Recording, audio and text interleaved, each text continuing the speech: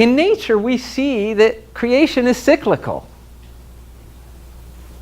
Birth and death, the ebb and flow of the tides, waxing and waning moons. There's so much evidence of it being cyclical.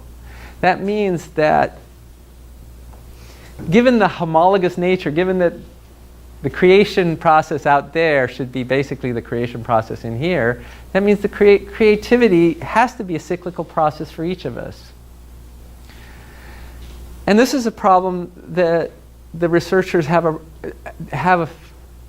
a lack of understanding of, because they tend to think of creativity as point A, my starting point, point B is the product. And how do I get from point A to point B? As a result of that, a lot of the environmental problems we have are a result of that kind of thinking.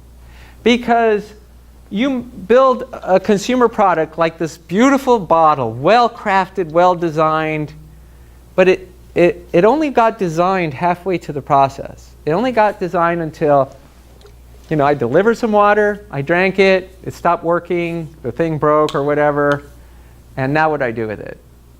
I toss it. Wait, you only designed halfway through the cycle, because you got to the point where you mined the natural resources, you put them together, you manufactured it, you delivered it to the consumer who used it, and now what? Because everything that's born has to die, everything that's made has to be unmade. We know that. So the fact that creativity is not understood as a cyclical process is a problem.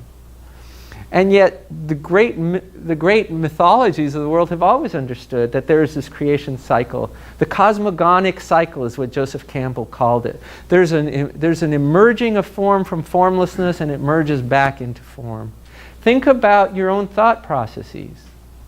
A thought arises right at this moment, and then a new thought arises after that.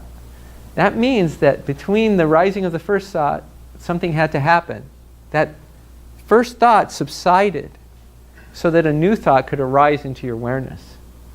So the dynamics of form emerging from formlessness and merging back is always happening. This is a creation cycle that's occurring at all times with all of our thoughts.